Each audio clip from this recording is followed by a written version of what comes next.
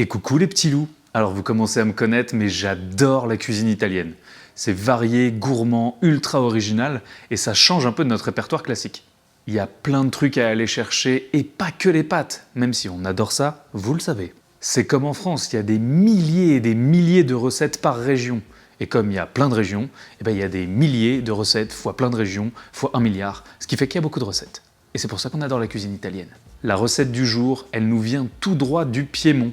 Petit teasing, c'est un terre-mer de génie. Et oui, aujourd'hui, on va marier le veau et le thon. Non, restez, je vous jure, ça va bien se passer. On va faire, comme son nom l'indique, un vitello tonato.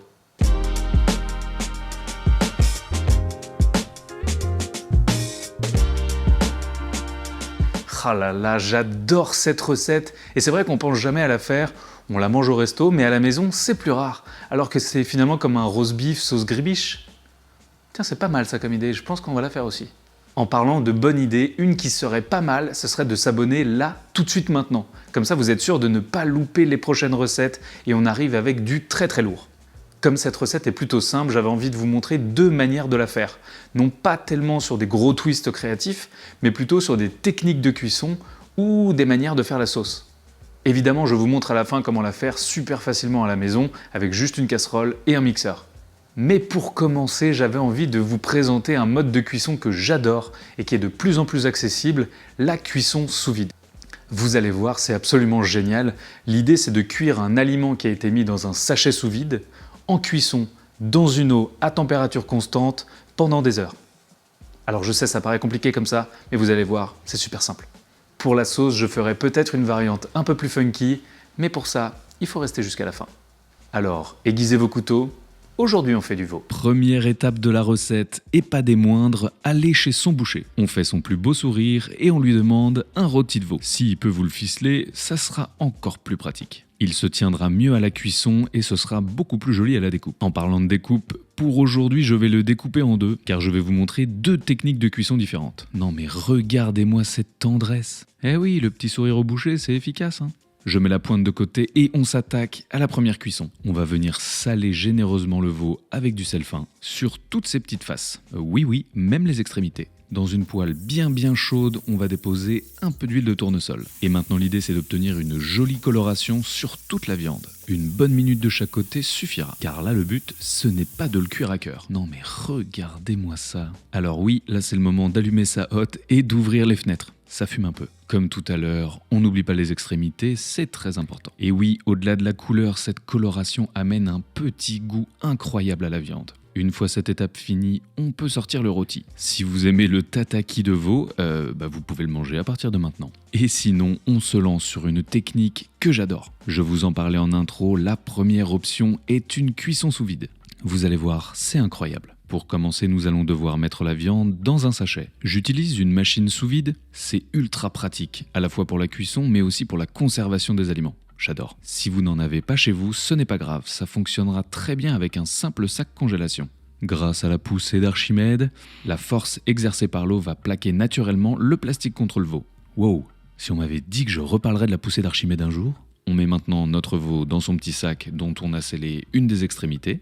Pour donner un max de saveur, je me suis fait plaisir avec du romarin et du thym. Une ou deux gousses d'ail un peu écrasées. Les arômes vont se dégager à la cuisson, ça va être complètement fou. J'ajoute une petite noisette de beurre, ça va venir nourrir la viande. Oh lolo. Un peu de poivre blanc ou les épices de votre choix. Et on passe à mon moment préféré, la mise sous vide. Et oui, il n'y a pas de petit plaisir dans la vie. Alors il faut bien placer l'ouverture du sac dans la petite rigole prévue à cet effet. Ça permet de récolter le jus s'il y en a encore un petit peu. On ferme bien sa machine et on lance l'aspiration. Ouais, c'est magique. Il n'y a donc plus 1 gramme d'air dans ce sac et la machine va la sceller automatiquement.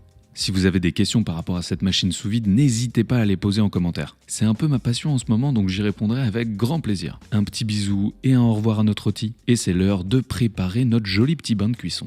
On remplit le bac avec de l'eau et on paramètre notre thermoplongeur. C'est tout bêtement une résistance qui va permettre de chauffer l'eau à une température constante pendant une durée donnée. C'est pareil, si ce type de cuisson vous intéresse, dites-le moi et je vous prépare plein d'autres vidéos avec grand plaisir. On peut mettre maintenant le rôti. Très important, essayez de trouver un système pour le garder constamment immergé. Une pince à linge, une fourchette, un poids ou ce que vous voulez. Moi j'ai ce super bac de cuisson transparent, mais ça fonctionne avec n'importe quoi. Une bassine ou une grande cocotte, ce sera parfait. Et bien voilà, à dans 4 heures mon petit veau. Pendant ce temps-là, on va se faire une petite sieste pour commencer, mais surtout notre sauce tonato. Attention, c'est super simple et super gourmand. Je mets donc un œuf entier, de la moutarde, du poivre blanc, mais du noir, ce sera très bien. Le jus d'un citron jaune, ça va donner la petite touche d'acidité à cette sauce. On couvre avec une belle quantité d'huile de tournesol, le mixeur plongeant dans le récipient et magie, vous venez de faire une mayo en 22 secondes. Le fait de laisser le blanc va donner une texture incroyable à cette sauce. Pour le fun, j'ai ajouté directement des brins d'aneth dans le récipient. Ça va donner de la couleur et un goût génial. Une grosse cuillère à soupe de capre. Si vous n'aimez pas des petits cornichons, c'est cool aussi. Quelques petits filets d'anchois marinés et l'une des stars de la recette, le thon. J'ai trouvé de la ventrèche pour cette version, c'était vraiment bon. Et hop, on revient mixer tout ça. C'est important de mixer finement parce que je vous réserve une petite surprise. Car oui, si vous voulez, la sauce est prête, mais si vous êtes chaud, je vous propose de la monter au siphon. Étape méga importante, filtrez la sauce. Elle doit être 100% lisse, sans bout d'herbe, ni de poivre, ni rien du tout. Alors n'hésitez pas à la passer plusieurs fois avec des mailles de plus en plus fines.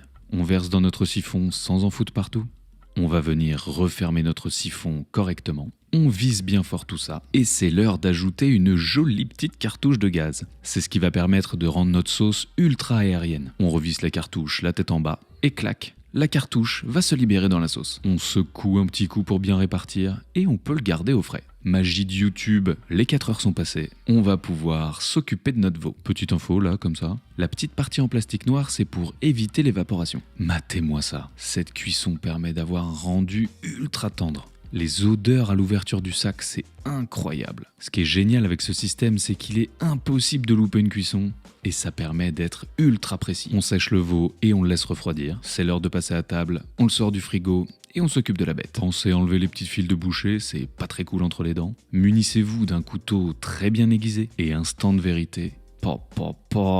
Il est ultra tendre et rosé à souhait. Alors le vitello, moi je l'adore coupé très finement. Faudrait peut-être que je m'achète une trancheuse, tiens. On se fait une petite montagne de tranches. Et regardez-moi la moellosité de cette viande. La cuisson permet de garder une viande très juteuse et ça c'est fou. Pour le dressage, on fait une jolie petite couronne dans une assiette. On se claque une petite mare de sauce au milieu. Regardez-moi ce nuage de bonheur là. Un peu de pickles de moutarde de chez les copains de Must. Quelques capres qui vont venir claquer sous la dent. Des herbes fraîches. Et parce qu'on adore ça, un joli petit trait d'huile d'olive. Un peu de piment d'Espelette. J'adore le piment d'Espelette. Et voilà pour la première version. Alors si vous n'avez pas ou pas encore tout ce petit matos chez vous, je vous propose la version express et ultra simple. Pour la cuisson, vous aurez juste besoin d'une cocotte. Car oui, on va cuire le veau dans du bouillon. Un truc très simple mais ultra aromatique. Évidemment, il n'y a pas de règle pour ce bouillon, alors faites-vous plaisir. Moi j'ai mis des carottes, du céleri branche parce que j'adore ça, un petit oignon jaune, ça fait toujours plaisir les oignons. En plus, pas de prise de tête, on coupe ça grossièrement, c'est parfait. On verse tout ce petit monde dans une eau frémissante, avec de l'ail, du laurier et du romarin par exemple. J'ai ajouté quelques graines de poivre, celui-ci vient de Madagascar, il est complètement fou. Et hop, un petit déluge dans la cocotte, et pour finir, le jus d'un citron jaune. Et là, comme vous le voyez, il faut un tout petit frémissement. On veut pas de grosses bulles. On immerge le veau, et c'est parti pour environ 15 minutes. Toujours à petit frémissement. Évidemment, ça dépend de la taille de votre veau. N'hésitez pas à demander à votre boucher. À 15 minutes, je coupe le feu, et je laisse reposer dans le bouillon pendant 2 minutes. On peut ensuite le sortir et le laisser refroidir à température ambiante. Vous voyez ce petit rebondi là ? C'est très bon signe. Certaines personnes l'aiment bien cuit, mais moi j'adore quand il est rosé. Petite variante pour la sauce, mais on reste dans le même délire.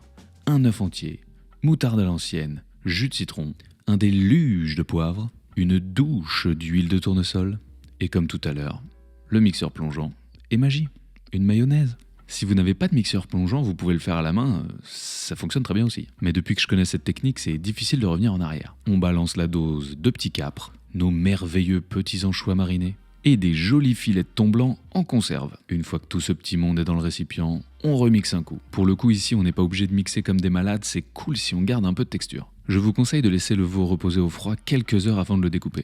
Et verdict, regardez-moi cette cuisson. Il est bien rosé à cœur et d'une tendreté incroyable. Ici aussi, je fais des toutes fines tranches. Regardez-moi cette petite cuisson là. C'est super simple et le résultat est ouf. On va faire un dressage un peu plus convivial, on crée du volume pour que ce soit ultra appétissant, et on va venir mettre des petits points de sauce un peu partout dans l'assiette. Si vous en trouvez, c'est super sympa de rajouter des capronnes. Un petit filet d'huile d'olive, j'adore rajouter un peu de fleur de sel, et il manquerait pas un truc. Ah oui, du piment d'Espelette.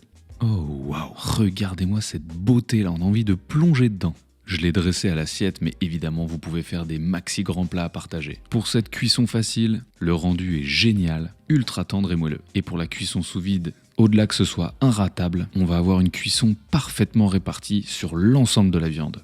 C'est si bon. Oh là là, je sais pas vous, mais moi j'ai adoré cette recette un peu plus geek que d'habitude. J'espère d'ailleurs que vous aussi, et plus que jamais, n'hésitez pas à nous envoyer vos suggestions ou vos critiques en commentaire, on lit tout et ça nous aide beaucoup pour aller encore plus loin. N'oubliez pas de vous abonner, d'activer la cloche, de liker et de partager la vidéo autour de vous, ça nous donne une force de fou. Vous êtes encore là? Non, c'est très bien, merci, franchement ça fait plaisir. C'était Hugo, vous êtes toujours sur Woogies, bon appétit, ciao.